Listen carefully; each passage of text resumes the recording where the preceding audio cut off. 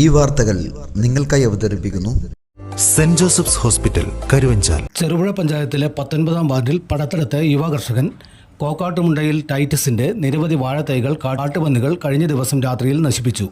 Titus എന്ന കർഷകന് പശു, മത്സ്യം തുടങ്ങിയവയെ പരിപാലിക്കുന്നത് കൂടാതെ വീട്ടുമുറ്റത്ത് തന്നെ നിരവധി ഇനങ്ങളിൽപ്പെട്ട ചെടികളും കൂടാതെ തക്കാളി, വെണ്ട മുതലായ പച്ചക്കറികളും നട്ടുവളർത്തുകയും ചെയ്യുന്നു. കഠിനാധ്വാനം ചെയ്യുന്ന ഈ കർഷകൻ കൃഷി തന്നെ മുന്നോട്ട് കൊണ്ടുപോകാൻ കഴിയാത്ത ഇന്നത്തെ സാഹചര്യത്തിൽ ഏറെ നിരാശനാണ്. വന്യമൃഗശല്യത്തിൽ നിന്നും അധികൃതർ ഉചിതമായ നടപടികൾ സ്വീകരിച്ചുകൊണ്ട് പഞ്ചായത്തിൻ്റെ വിവിധ ഭാഗങ്ങളിൽ നിരവധി കർഷകർ അനുഭവിക്കുന്ന കഷ്ടപ്പാടിന് ശാശ്വത പരിഹാരം കണ്ടെത്തണമെന്നാണ് ആവശ്യപ്പെടുന്നത്. ടൈറ്റസിൻ്റെ കൃഷിയിടങ്ങളും കാട്ടുപന്നി നശിപ്പിച്ച വാഴകളും പഞ്ചായത്ത് കൃഷി അസിസ്റ്റന്റുമാരായ സുരേഷ് കുറ്റൂർ, പി ഗീത എന്നിവർ സന്ദർശിച്ചു. ഒപ്പം 19-ാം വാർഡ് മെമ്പർ ലിസമ്മ പനക്കിലും ഉണ്ടായിരുന്നു.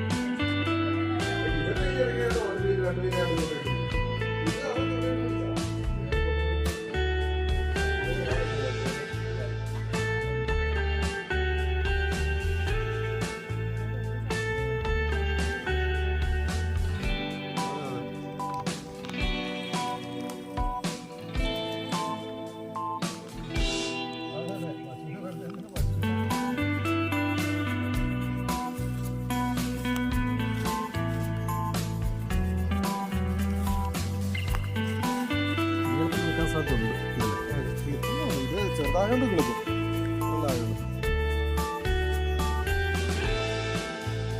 ഇല്ല ഇത് മറ്റേ നമ്മളെ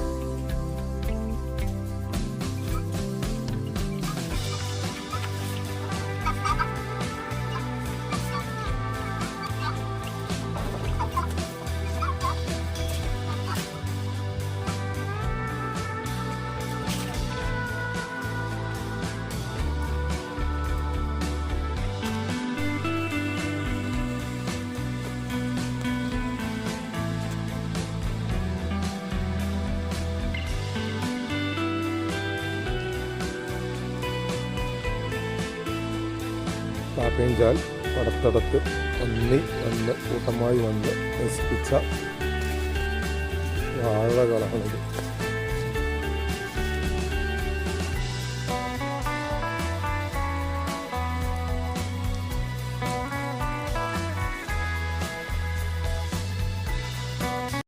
നമ്മളെ കൃഷിക്കാരെ സംബന്ധിച്ചോളം ഇപ്പം കാർഷിക മേഖലയിൽ വളരെ പ്രയാസം അനുഭവപ്പെടുന്ന ഒരു കാലഘട്ടമാണ്.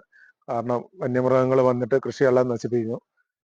നിരന്തരമായിട്ട് പന്നി വന്ന് കൃഷി നശിപ്പിക്കാറുണ്ടെങ്കിലും ഇത്ര വ്യാപകമായിട്ട് കൃഷി നശിപ്പിക്കുന്നത് ആദ്യമായിട്ടാണ്.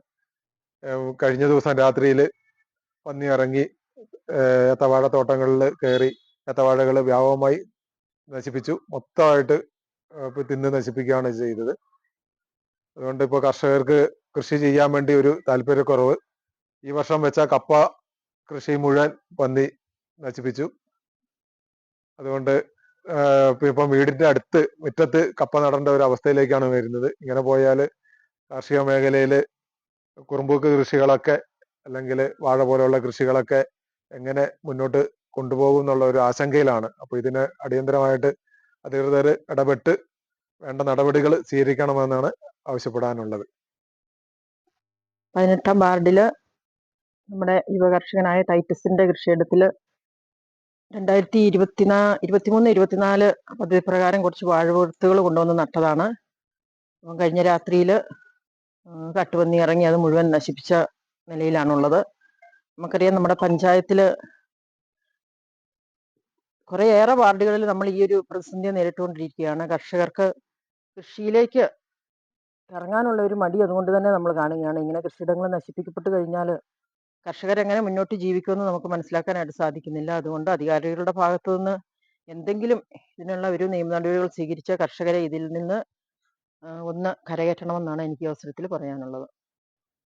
ഇവിടെ ഇപ്പൊ പറഞ്ഞതുപോലെ തന്നെ നമ്മുടെ പഞ്ചായത്തിൽ നിരന്തരം പന്നിയുടെ ആക്രമണം നടന്നുകൊണ്ടിരിക്കുകയാണ്. ഇപ്പൊ പല കർഷകരും വളരെയധികം ബുദ്ധിമുട്ടുകയാണ് പന്നിയുടെ ആക്രമണവുമായി ബന്ധപ്പെട്ട്. നമ്മളിപ്പോ കർഷകരോട് നിർദ്ദേശിക്കുന്നത് ഇൻഷുർ ചെയ്യുന്നതിന് വേണ്ടിയാണ്. പക്ഷെ ഇപ്പൊ പന്നിയുടെ ആക്രമണം വന്ന സമയത്താണ് കർഷകർ അതിനെക്കുറിച്ച് ബോധവാന്മാരാകുന്നത് എന്നുള്ളതാണ്. ഇവിടെ ഇപ്പം നമ്മൾ വന്ന ടൈറ്റസ് എന്ന് പറയുന്ന ഈ കർഷകൻ, ആ കർഷകൻ കൃഷിഭവനെ സംബന്ധിച്ചിടത്തോളം ഒരു മികച്ച കർഷകനാണ്. മുഴുവൻ സമയം കൃഷിയിൽ ഏർപ്പെടുന്ന, അതുപോലെ തന്നെ പല വിധത്തിലുള്ള കൃഷി വകുപ്പിന്റെ ഫാം പ്ലാൻ എന്ന് പറയുന്ന പദ്ധതിയിലെ ഒരു സമ്മിശ്ര കർഷകനാണ്. അതുപോലെ തന്നെ നമ്മുടെ ഈ ഫ്ലോറി വില്ലേജ് എന്ന് പറയുന്ന പദ്ധതിയുടെ ഭാഗമായി അദ്ദേഹം കൃഷി ചെയ്തിട്ടുണ്ട്. അതുപോലെ തന്നെ വാഴ കൃഷി, പശു വളർത്തൽ, മത്സ്യം വളർത്തൽ, അങ്ങനെയുള്ള അസോള കൃഷി, ഇങ്ങനെയുള്ള കൃഷിയിൽ മുഴുവൻ സമയവും ഏർപ്പെട്ടിരിക്കുന്ന ഈ കർഷകനെ സംബന്ധിച്ചിടത്തോളം ഇന്നലെ നടന്ന പന്നിയുടെ ആക്രമണം അദ്ദേഹത്തിന്റെ വാഴ മുഴുവൻ നശിപ്പിച്ചിരിക്കുകയാണ്. അപ്പൊ അത് വളരെയധികം ബുദ്ധിമുട്ടുണ്ടാക്കുന്ന കാര്യമാണ്.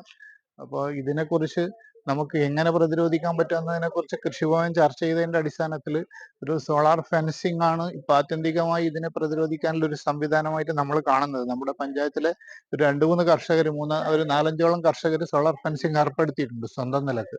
പക്ഷെ നമ്മളൊരു ഒരു പ്രൊജക്ട് പ്രപ്പോസൽ ഡിപ്പാർട്ട്മെന്റിലേക്ക് വെച്ചിട്ടുണ്ട്. അതായത് കർഷകർക്ക് സബ്സിഡിയോടുകൂടി സോളാർ ഫെൻസിങ് ഏർപ്പെടുത്തുന്നതിന് വേണ്ടി ഏകദേശം ഒരു 5 ഏക്കർ കൃഷി ചെയ്യുന്നതിന്, ആ കൃഷിയിടം സംരക്ഷിക്കുന്നതിന് വേണ്ടിയിട്ട് ഒരു 1.5 ലക്ഷം രൂപയോളമാണ് ഈ സോളാർ ഫെൻസിങ്ങിന് മൊത്തം ചെലവ് വരുന്നത്. അതിലൊരു വീതം സർക്കാർ സബ്സിഡിയായി ധനസഹായമായി നൽകി കഴിഞ്ഞാൽ ഒരു പരിധിവരെ ഇതിനെ പ്രതിരോധിക്കാൻ പറ്റും എന്നുള്ളതാണ്. അപ്പോൾ ഇത് നമ്മളെ സംബന്ധിച്ചിടത്തോളം ഈ ഏറ്റവും നല്ല മികച്ച ഒരു പൊട്ടൻഷ്യൽ ഏരിയയാണ് കൃഷിയെ സംബന്ധിച്ചിടത്തോളം. അപ്പോൾ കർഷകരുടെ ഇത്രയും വലിയ നാശനഷ്ടം അത് പഞ്ചായത്തിനെ തന്നെ ഭയങ്കരമായി ബാധിക്കുന്ന ഒന്നാണ് ഉള്ളതാണ് ഈ അവസരത്തിൽ പറയാനുള്ളത്. Saint Joseph's hospital Karuvanchal NABH pre entry level accredited and ISO certified hospital. മലയോരത്തിന്റെ ചികിത്സാ മേഖലയിൽ അതുല്യമായ സേവന സന്നദ്ധതയുമായി 140 ബെഡുകളോടെ 24 മണിക്കൂറും പ്രവർത്തിച്ചു വരുന്നു. Emergency department, CT scan, ultrasound scanning, laparoscopy അടക്കം എല്ലാ സർജറികൾക്കും സജ്ജമായ operation theatre, ICU, labour room, NICU, PICU, laboratory, microbiology, physiotherapy, dialysis, dental care, blood storage, deluxe rooms, ambulance service തുടങ്ങി എല്ലാവിധ സൗകര്യങ്ങളുമായി saint Joseph's hospital Karuvanchal. Phone 9400 062 912.